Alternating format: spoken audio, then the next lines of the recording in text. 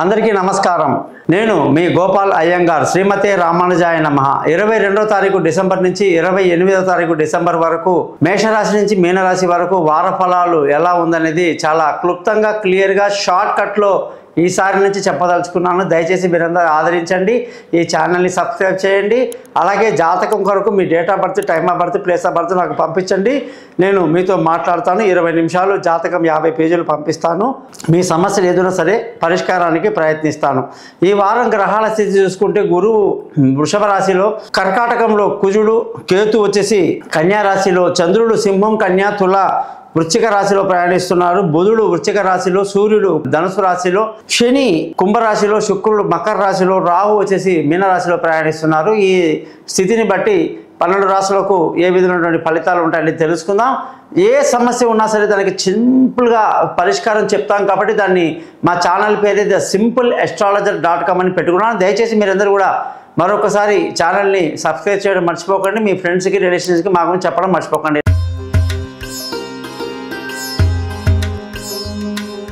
కుంభరాశి వాళ్ళకి 22వ తారీఖు డిసెంబర్ నుంచి 28వ తారీఖు డిసెంబర్ వరకు వారఫలం ఎలా ఉందో చూద్దాం. ఈ రాశ్యాధిపతి శని ఎప్పుడైతే కుంభరాశిలోనే సంచరిస్తూ గత 2 సంవత్సరాలుగా అలాగే ఉన్నాడు. త్వరలోనే ఆయన మీనరాశిలోకి ప్రయాణించే అవకాశాలు ఉన్నాయి.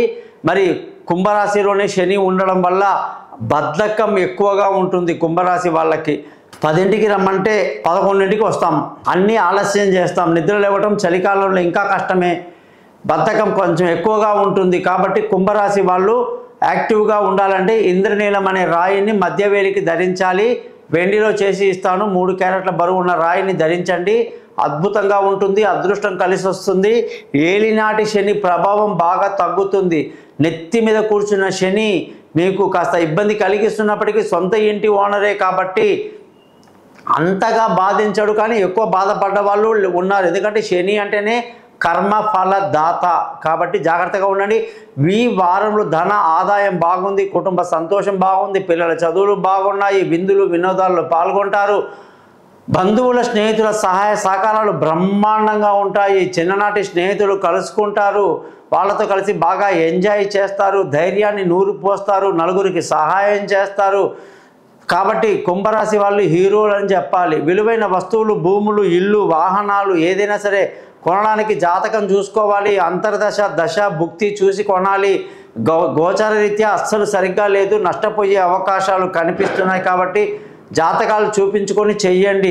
సంతానం విషయంలో కూడా మీకు పిల్లల చదువులు, వాళ్ళ యొక్క బాగోగులని బ్రహ్మాండంగా ఉండి విదేశీయానాలు వెళ్ళడం, దూరంగా చదువుకోవడం, ప్రయాణాలు సుఖవంతంగా ఉండడం ఎన్నో జరుగుతాయన్నమాట. ముఖ్యంగా ఈ వారం అంతా కూడా మీరు తెలివైన నిర్ణయాలు తీసుకొని ముందుకు వెళ్తారు. ఆరోగ్యపరమైన విషయాల్లో మాత్రం ఖచ్చితంగా జాగ్రత్తలు తీసుకోవాలి. శత్రువులు మిత్రులు అవ్వాలి అంటే బాగా కృషి చేయాలి.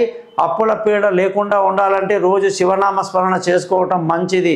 ముఖ్యంగా ఈ రాశి వాళ్ళందరికీ భార్యాభర్తల మధ్య చక్కటి సయోధ్య కలిగి సంతోషంగా ఆనందంగా గడుపుతారు.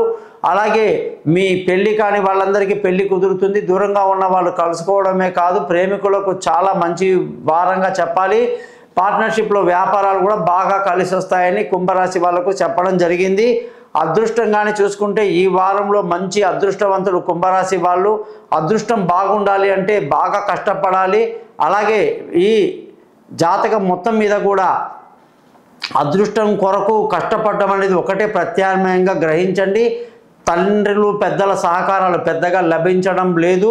ఉద్యోగం చేసే వాళ్ళందరికీ ఉద్యోగంలో మంచి ప్రమోషన్లు, ఇంక్రిమెంట్ రావాలంటే ఆంజనేయ స్వామి గుడికి వెళ్ళడము, ఆంజనేయ స్వామిని దర్శనం చేసుకోవడం మంచిది. కుజ మంత్రాన్ని రోజు 7 సార్లు చదువుకుంటేనే ఈ కుంభరాశి వాళ్ళకి ఉద్యోగంలో సమస్యలు తొలగుతాయి. లేదా మీరు ఎంత కష్టపడ్డా పై వాళ్ళ ఆదరణ లేదు, కొత్త ఉద్యోగంలో అవకాశాలు రావట్లేదు, అలాగే ఉద్యోగంలో కాస్త నిరాసక్తత కనిపిస్తుంది.